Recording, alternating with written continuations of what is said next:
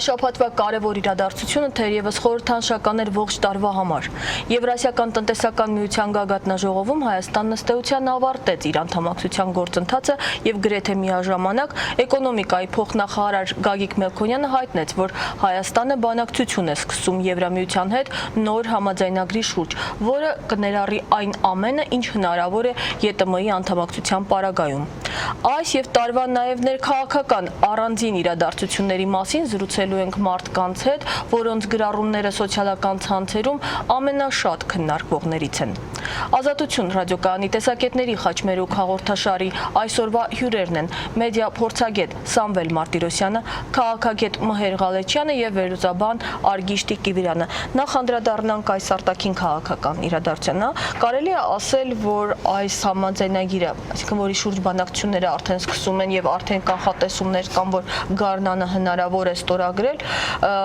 հավաստումն է այն բանի, որ մեր իշխանություններին ի վերջո հաջողվեց իրականացնել այդ եւ-ի քաղաքականությունը։ Եթե հաջողվեր, ես կարծում եմ դա երևի 2 տարի առաջ կարող հաջողվեր, որտեղ եկավ մի բան, որ ըստ էության ընտրության առջև դրեցի մեր իշխանություններին, որի արդյունքում էլ ստացվեց սեպտեմբերի 3-ի անցած տարվա այդ որոշումը միանալ ԵՏՄ-ին։ Այնպես որ ես առայժմ չեմ կարող ասել ինչ է նախատեսում գարնանը անել, բայց ամենայն դեպս չեմ կարծում, որ այն շրջանակները, որի ընթացքում Հայաստանը արդեն սկսել է աշխատել ԵՏՄ-ի հետ, այդ շրջանակներից դուրս կարողանալ ինչ-որ նոր համաձայնագիր կամ ինչ-որ նոր պայմանություն ձեռք բերել Եվրամիության հետ։ Առայժմ պարզ չէ, թե ինչ է նախատեսում սա։ Բայց ուզում փորձում ենք հասկանալ, թե ինչ է տեղի ունեցել։ Սեպտեմբերից 3-ից հետո ես հիշում եմ շատ բարձր մակարդակով նախագահի աշխատակազմի ղեկավարի այդ պատրաստակամությունը կար միայն քաղաքական մասը ստորագրելու, բայց Բրյուսելը մերժում էր ասելով, որ այդ համաձայնագիրը փաթեթ է, չեն կարող տնտեսականը տարանջատել քաղաքականից։ Ինչ փոխվեց այժմ, որ հիմա այս բանակցությունները հնարավոր դարձան։ Գիտեք ոնց է, գլոբալ առումով ոչինչ չփոխվեց։ Հիմնական ակտորները ի սկզբանե գիտեն, որ դա մոտավորապես այդպես էլ տեղի կունենա, քանի որ ուրեմն ավելի շուտ փորձենք հասկանալ ինչ տեղի ունեցավ։ Հայաստանը փորձում էր գնալ դեպի Եվրոմիություն եւ այդտեղ Ռուսաստանը ցույց տվեց, որ ինքն է տարածաշրջանի տերը, ստիպելով Հայաստանին մտնել ԵՏՄ։ ԵՏՄ մտնելուց հետո ԵՏՄ մտնելը տեղի ունեցավ այն պարագայում նաեւ, որ Եվրոպան գլոբալ առումով չէր կարող տալ Հայաստանին այն ինչ որ Հայաստանին պետք էր, անվտանգության երաշխիքներ։ Եվ այս պարագայում երկու կողմերին էլ ձեռ է տալիս այս կիսատ իրավիճակը, այսինքն Հայաստանը ԵՏՄ-ում է, բայց չի խզում կապերը Եվրոմիության հետ, քանի որ Եվրոմիությունը վստահ է, որ ԵՏՄ-ն չի ունենա ապագա եւ այդ պարագայում Հայաստանը վերջի վերջո, այսինքն ավելի սերտ համագործակցության կգնա Եվրոմիության հետ։ Սամվել այդ հանգամանքն է, թե գուցե Եվրամիությունը սպասում էր տեսնելու, թե հասկանան ինչ է կարող անել Հայաստանը, ինչ չի կարող ԵՏՄ-ին անդամակցությունից հետո, որ դրա ավարտական ակորդին զուգահեռ հիմա այս բանակցությունները սկսվեր։ Հարցն այն է, որ Հայաստանը այս պահին ավելի շատ օբյեկտ է հանդիսանում, որովհետև մենք ուղղակի խաղալու տեղ չունենք, այսինքն մենք մի կողմից շատ բարձ է մեր դիրքը, մի կողմից շատ բարդ, դրա համար ոչ թե եւ-ը, ավելի շատ եւ-յուն է մեր վիճակը, դրա համար Եվրոպան չի ուզում կորցնի ազդեցություն այս տարածաշրջանում, վերջի այդ իրենց ամբողջ այդ ասոցիացիումը, արևելյան գործընկերություն, բան, այդ ամեն ինչի իմաստը Եվրոպա մտցնելը չի բոլորին, այլ Եվրոպայի շուրջ ստեղծել ստաբիլ գոտի, որովհետև չմոռանանք, որ այդ պրոցեսների մեջ ներգրաված են երկրներ, որոնք ընդհանրապես Եվրոպայի հետ կապ չունեն, Ալժիրը, Եգիպտոսը եւ այլն։ Հայաստանը, քանի որ միանշանակ հակա եվրոպական չի, այսինքն ինչքան մենք գնացինք ԵՏՄ,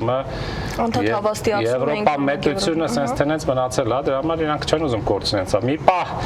իրանք ուզում էին ինչ-որ կոշտ դիրքորոշում ունենային, բայց պարզվեց, որ իրենց կոշտությունը շատ փափուկ է համեմատած Պուտինի դիրքորոշմանը, այսինքն տանկեր մտցնելով է հարցը լուծում վերջի վերջո։ Ինձ թվում է Եվրոպայում ուղղակի մի տարի այնտեղ հայերեն ասած շողոլի ծնգած էին, որովհետև իրանք պատկերացնում էին, որ Այլի հունի մեջ են։ կարող են Twitter-ով ինչ-որ գրառումներ անելով Ուկրաինան պաշտպանել, ինչ-որ հարցեր լուծել։ Չեմ ասի, որ հիմա հունի մեջ են, բայց հիմա փորձում են հաշվի առնելով իրավիճակը գնան առաջ, պլյուս այստեղ իհարկե կհամաձայնեմ, որ դեռ պարզ չի ԵՏՄ-ն ինչքան կդիմանա, որովհետև իրականում տակը ոչ գաղափարախոսություն կա, ոչ տնտեսություն արդեն, հա, արդեն այն ռուսերեն ասած ռազմրոդի շատանիա սկսվել է դեռ չսկսված ԵՏՄ-ն, հա, ինչ որ Նազարբաևը իր խաղերն է խաղում, Լուկաշենկոն իր Նայց որ Հայաստանը տեսանկյունից առանձնապես խաղալու տեղ չունի, բայց այս այն դեպքն է, երբ որ չես խաղում, ինքն իրան ինչ-որ կարող է ստացվի։ Կարող է չստացվի էլ։ Այս միջազգային երևի այն դից հայտի խոսքա չէ, մեր ուժը մեր անզորության մեջ է։ Միգուցե նաև հենց սա է, որ ասենք առանձնապես եվրոպացիների կողմից ասենք նման իսկապես բան չեղավ, բացասականի վերջո ասենք բաժամիջոցներ կամ ինչ-որ։ Դե որտեղ մենք նորմալ մարդը պետք է հասկանան, որ չունեն մենք այդ այլ ընտրանքը կամ ասենք խաղալու տեղերը չունեն։ Եք ասում Ուկրաինայից հետո ավելի պատկերավոր պարզ դարձավ, որ այլ ընտրանք չկա։ Հիմա որպես անցում, հա, մեր հաջորդ թեմային ներքաղաքական, կարծում եմ այնուամենայնիվ հաջորդ տարվա ներքաղաքական զարգացումների վրա որոշակիորեն զգալիորեն անդրադարձ կունենա այս անդամակցության գործընթացը եւ այս առումով կարծում եք արդյոք, որ հիմա արդեն առնվազն խորհրդանական ընդդիմության եւ այլ ընտրանքի մի զգալի մասը իշխանության հետ պատասխանատվություն է կրում այն ամենի համար, այսինքն ԵՏՄ-ին անդամակցության հնարավոր հետևանքների համար, քանի որ հիշում ենք քվեարկության պատկերը։ Գիտեք ոնց է այս իշխանությունները որևէ պատասխանատվություն չեն կրում, որ մնաց ընդդիմությունը որևէ պատասխանատվություն կրի։ Եթե գլոբալ առումով ենք նա, այսինքն իրենք միշտ էլ ցույց կտան իրանց հենց որ իրավիճակը հասնի գագաթնակետի կփորձեն դնել անմեղսունակի տեղ, իրանց մոտ դա լավ է ստացվում։ Այս պարագայում կանխատեսել, որ նրանք կկրեն կամ նրանք չեն կրի, անիմաստ է, այլ հարց, որ ընդամենը ավելի կթեժանա պայքարը դա փաստ է, որովհետև բայց այդ պայքարը կթեժանա ոչ թե նրա հետ կապված, որ Հայաստանը մտավ ԵՏՄ-ի մեջ, այլ կթեժանա պայքարը այն պատճառով, որ Սերժ Սարգսյանը հեռացող նախագահ է եւ գնալու է պայքար իր ժառանգության համար։ Եւ ինչքան մոտենում ենք 2017-18 թվականին խորհրդանական եւ նախագահական ընտրություններին, ապա այդ պայքարը ավելի կթեժանա։ Իրավացի են արդյոք այն վերլուծաբանները, որոնք պնդում են, որ 2014-ի ամենանշանակալի քաղաքական իրադարձություններն այն էր, որ հանձին ԲՀԿ-ի ձևավորվեց այսպես ասած օլիգարխիկ ընդդիմություն, թեև մինչև այսօր էլ իրանք իրենց դեռ ընդդիմություն չեն հայտարարել եւ հենց իրենց շնորհքն էր, այսպես ԲՀԿ-ի շնորհիվ էր, որ կառավարության կաբինետի փոփոխություն տեղի ունեցավ։ Գիտեք, օլիգարխիկ ընդդիմություն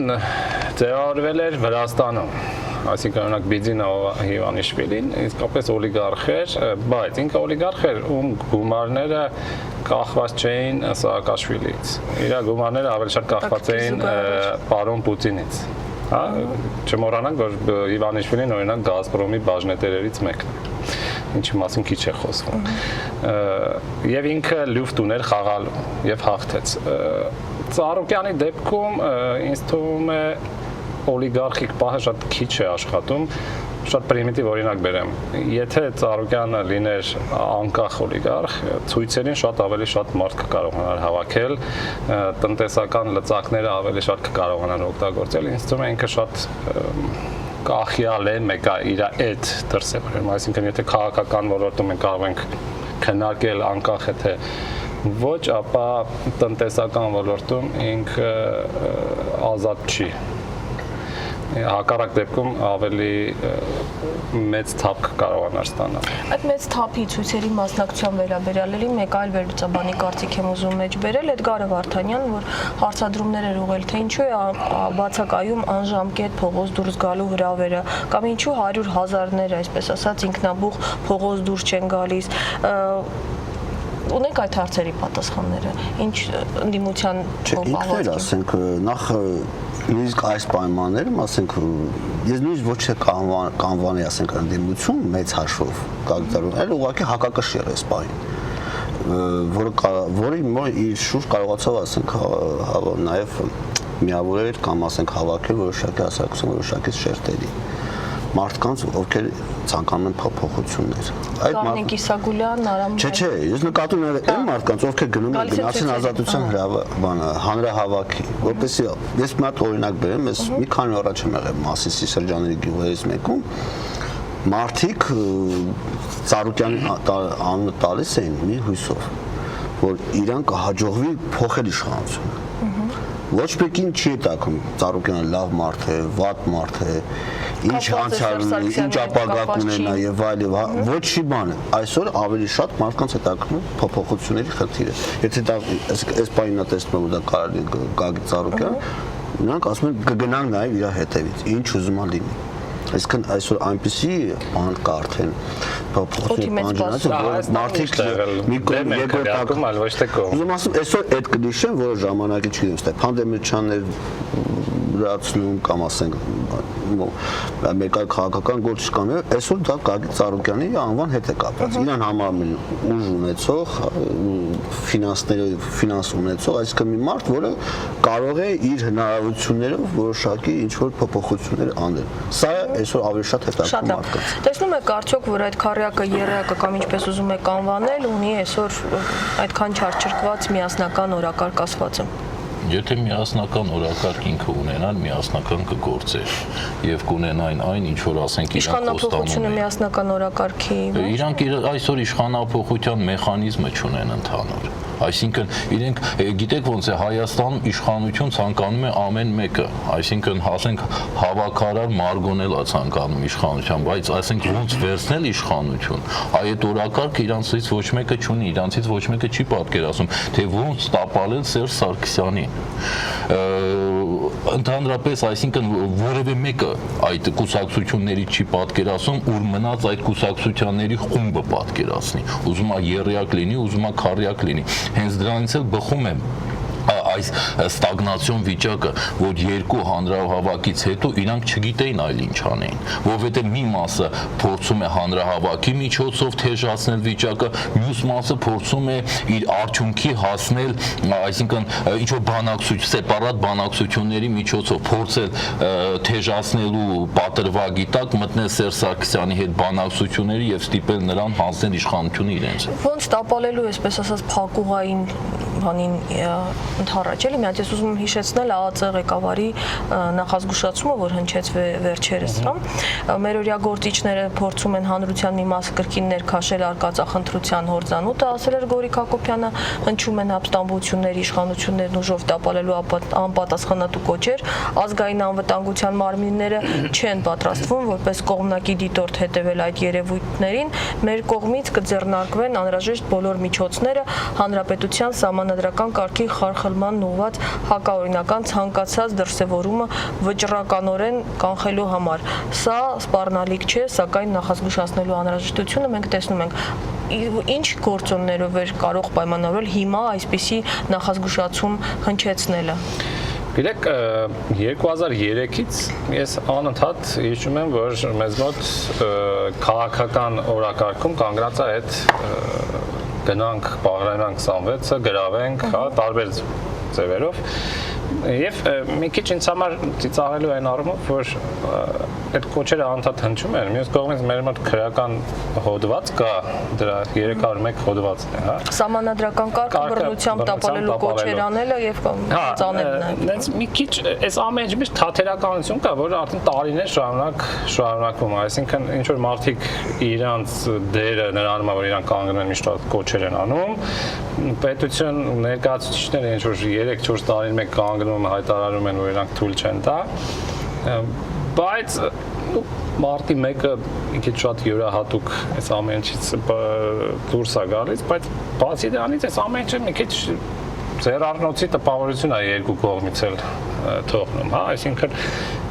ոնց որ իսկապես մեխանիզմ չկա, այսինքն մեխանիզմը շատ այնպեսին է պատկերացվում այս բանին, որ բոլորը փորձում են չխոսանել դրա մասին, որովհետև խուսափել վատ հետևանքներ եւ անկանխատեսելի հետևանքներ ունեցող մեխանիզմ է։ Իսկ լեգալ դաշտում ոնց կարելի է իշխանություն փոխել ժամանակից շուտ, դա պարզ չի այսօր։ Խնդիրն այն է, որ ժամանակին էլ պարզ չի, հա, քանի որ ընտրությունները ոչ ոք չի ընդունում, այսինքն մենք ընդհանրապես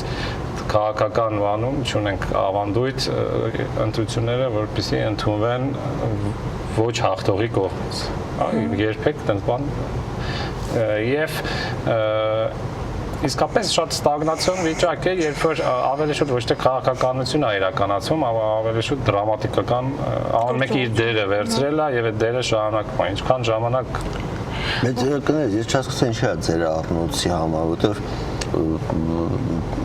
ես չեմ կարծում, ասենք իշխանափոխության իսկապես ռեալ պահանջ չկա։ Պահանջի հարցը չի, եթե ես տարիներ շարունակ հայտարարում եմ, որ ես սկսում եմ իշխանափոխության գործընթացը, հիշում եք, այդպես մուլտֆիլմ կար։ Երկու անգամ ամենատեպս ուժով, հա, այդ նման գործընթացները ուժով կանգնեցվել են, կասեցվել են։ Երկու անգամ որ նկատի ունեք։ 2004 թվականին, ասենք ապրիլի 11-ի եւ մարտի 1-ի։ Դե ես ասացի, մարտի 1-ը մի քիչ դժվար է, սա շատ յուրահատուկ բան է։ որ հա չեն հաշվարկում, ասենք իրենց միգուցե հնարավորությունները, ասենք ցանկությունները, ասենք չեն համապատասխանում իրենց ունեցած 2004-ը տխուր պատմություն էր, բայց ես լուրջ չէի ընդունի, որպես, այսինքն ինքը Իսկզբանե արտոսալի է, բայց ուզում ասեմ, չէ, եթե ես նկատում եմ ձեր առանցի պա, չեմ կարծում, իսկապես այդ մարդիկ համոզված էին, որ գնում Բաղրամյան այդ օրը գիշերը, որ իշխանափոխություն պետք է տեղի ունենա, այլ խնդիրը որ իսկապես դա այդ եղած ռեսուրսներով դա իհարկե հնարավոր չէ։ Գիտեք ոնց է, Գորիկ Հակոբյանի այս վերջի հայտարարությունը ես մի քիչ այլ տեսակետից կնայի։ Առաջի տեսակետը այնն է, որ հավանաբար դա խանդն է Վովա Գասպարյանի նկատմամբ, ինչու, որովհետև վերջի իրադարձությունները ցույց տվեցին, որ Վովա Գասպարյանն է դառնում Սերժ Սարգսյանի հիմնական հենքը եւ այս պարագայում Գորիկ Հակոբյանը որպես երկրորդ ուժային կառույցի ղեկավար ցույց է տալիս, որ ինքն էլ կա, մենակ Վովան չէ, այսինքն ինքը ցույց է տալիս դրանով Սերժ Սարգսյանին։ Հա, դրանից բացի նաեւ չի բացառում, որ սա զգուշացում էլ ոչ միայն ընդդիմությանը, այլ նաեւ հենց հանրապետական կուսակցությունին։ Վերջի մենք պետք է հասկանանք, որ իշխող հենց որ նախագահան հեռանում է, քրեոլիգարխիկ երկրում հիմնական խնդիրը դառնում է իր թիմը։ Այսինքն այն պարագայում է, որ Սերժ Սարգսյանը այս պարագայում չի տալիս Ժառանգյանու եւ ցույց չի տալիս, թե ինքը ինչ ճանապարհով է հանձնելու իշխանությունը եւ ում է հանձնելու։ Այսինքն ամենը Սերժ Սարգսյանի համար այսօր ամենավտանգավոր ոչ միայն այդ ընդդիմությունն է, որ չձևավորված ընդդիմությունը, այլ սեփական թիմն է, որը կարող է տարբեր մեթոդների գնա եւ ամենահավատարիմ մարդու ԱԱՑ-ի ղեկավարի նման հայտարարությունը նաեւ սպառնալիք է սեփական թիմին, առավել եւս որ Սերժ Սարգսյանը ցույց տվեց, որ հանրապետականի կարիք չունի։ Վովա Գասպարյանը մի քանի ուժային կառույցները լիովին փակում են այդ խնդիրը։ Այսինքն նա կարողանում է հիմնվել ուժային կառույցների վրա եւ կողք շպրտել հանրապետական կուսակցությանը։ Հետաքրքիր է ձեր կանխատեսումը կամ մեկնաբանությունը, արդյոք քաղաքական համակարգի այս փոփոխությունները, որի ականատեսը դարձանք 2014-ին, կառավարության փոփոխությունը մասնավորապես անդրադարձավ, այսպես ասենք, կյանքի որակի բարելավման վրա։ Մեծ հաշվով չէ իհարկե, ուղղակի որքան ես հասկացա Տիգրան Սարգսյանի գործունով նաև իր պայմանավորված մենք կարողանում երկար ժամանակ ինչ-որ վարկեր ստանալ, ասենք որոշակի ռեսուրսներ ունենալ, որը պահվում էր, ասենք եւ մեծացնել մեր արտաքին պարտքը։ Հա, բայց ասենք այդ արտաքուստ հա երևում է որ տնտեսությունը որոշակի կայուն իրավիճակի էր բերվել, ասենք որ մեր պայսները արժույթի որոշակի մեծանում էին, ասենք դրա մոտ նաև այդ պատճառով ասենք կարծում եմ ես վերջի իրադարձությունները դրա միաժամանակ այն դրանով ուղղակի այդ ռեսուրսները ավարտվեցին։ Միգուցե նաև հենց դրանով է պայմանավորված ԵՏՄ-ի անդամակցության այս գործոնը, որ դադարեցին, ասենք եվրոպական Եվրոմիությունից խոշոր գումար բաները ազգային համես ներարկումները մեր տնտեսության մեջ նաև դա էր ինձ թվում որ վերջացավ։ Եվ մեր զրույցի ավարտին, 2015-ից որոշակի կանխատեսումների մասին խոսենք, ենթադրվում է, որ ներքաղաքական գոնե օրակարգում կարևոր հարցերից մեկը լինելու է սահմանադրական բարեփոխումների գործընթացը, ակնհայտ է, որ սպասելու են մինչև Սերժ Սարգսյանը իր խոստացածի պես փետրվար-մարտին հայտնի այդ հայեցակարգի վերաբերյալ իր դիրքորոշումը, բայց արդեն իսկ գոնե առնվազն խորհրդանական արմատական ընդդիմադիրները, ՀԱԿ-ը, ԲՀԿ-ն մի խոսքով այլ ընտրանքը ընդգծված մերժողական դիրքորոշում են հայտնել։ Սամվել, ձեր կարծիքով, չնայած այս դիրքորոշմանը, կհաջողվի այս գործընթացի շուրջ ծավալել քաղաքական բանավեճ, երկխոսություն եւ հնարավոր է ինչ-որ կառուցողական արդյունք արձանագրել, սպասել այս գործընթացից։ Իրեք խնդիրը անում է, որ քանի որ մեզ մոտ մի կուսակցական դաշտ է ձևավորվել, ինքը արդեն ակամայից նույնիսկ, եթե ՀՀԿ-ն լիներ շատ բաց կուսակցություն, պատրաստ երկխոսության, դա արդեն խոչընդոտում է ընդհանրապես երկխոսության հարցը, երբ որ դու ունես վիճակ, երբ որ քեզ պետք չեն մյուսները, այդ ամեն ինչը ինչ որ ձևով էնտրոպիայի է ենթարկվում եւ շատ դժվար է ակնկալել ինչ որ մի լուրջ երկխոսություն։ Մյուս կողմից հարցը նրանում է, որ հասարակության մեջ չկա, այսինքն սա ոչ միայն պարլամենտում քննարկելու հարց է, սա այնքան արմատական փոփոխություն է ենթադրում ընդհանուր պետության զարգացման մեջ, որ կարծում եմ շատ քիչ է քննարկումը այլ օղակների մեջ հասարակության, հա, ՀԿ-ներ կան, վերջիվերջո քաղաքագետներ կան եւ այլն, ամեն ինչ որ էմոցիոնալ դաշտում է ավելի շատ քննարկվում, քան ավելի վերանալով այս պահի քաղաքական իրավիճակից։ Եվ թերևս վերջին հարցը եկող տարի 2015-ին ի լրումն ամենի նաև ցեղասպանության 100-րդ տարելիցն ենք նշելու, ենթադրելի է, որ արդյոք այս հանգամանքը ինչ-որ զսպող դեր կունենա գոնե այս գարնանային ամիսներին ներքաղաքական գործընթացների վրա, երևի թե բացառությամբ նախախորհրդարանի գուցե մյուսները ձեռնպահ մնան ինչ-որ սրացումներին, թե սա ոչ հիմնավոր կանխատեսում։ Այդ սրացումները որևէ կապ չունեն այդ ցեղասպանության 100-ամյակի եւ մնացած գործողությունների հետ։ Այս սրացումները կլինեն կամ չեն լինի, կախված է թե այսինքն ընդդիմության այդ երեակը, քարեակը կունենա արդյոք ներուժ գնա կամ կամք գնալու այդ սրացումները։ Եթե ինքը ունենար այդ կամքը եւ ներուժը, ոչինչը չի խոչընդոտի իրեն հենց գարունը դիմել դրան։ Խնդիրը կունենա թե չի ունենա։ Այսինքն ցեղասպանության 100-ամյակը կապել ներքաղաքական զարգացումների հետ իմ պատկերացմամբ սխալ է։ Եվ ձեր կանխատեսումը զսպող ինչ-որ ազդեցություն կլինի սրացումների թե ոչ։ Չէ, ավելի շուտ ասենք զուտ քարոզչական նպատակներով կարող ասենք դա միշտ օգտագործվի հակառակ կողմին ավելի զսպել իր, չգիտեմ, ընդդիմադիր նկարտումները կամ հակառակը իր, ասենք իշխանության ասեն, որ կոնես իրադարձ ցեղասպանության այդ իրադարձության հետ կապված ավելի մեղմացնի իր, չգիտեմ, բռնությունները եւ այլն։ Ընդհանրապես ես կարծում եմ զուտ քարոզչական նպատակներով դա կարող է օգտագործվել, որտեղ մենք գիտենք, ասենք հիմա ենք տեսնում ամեն տարի այդ բանը կա։ Շատ լավ, շնորհակալ եմ մեր հրավերատունելու համար։ Հիշեցնենք, որ Ազատություն ռադիոկայանի տեսակետների խաչմերուկում այսօր հանդիպեցին վերլուծաբան Արգիշտի Կիվիրյանը, քաղաքագետ Մհեր Ղալեչյանը եւ մեդիա փորձագետ Սամվել Մարտիրոսյանը։ Հաղորդումը վարեց Աննա Իսրայելյանը։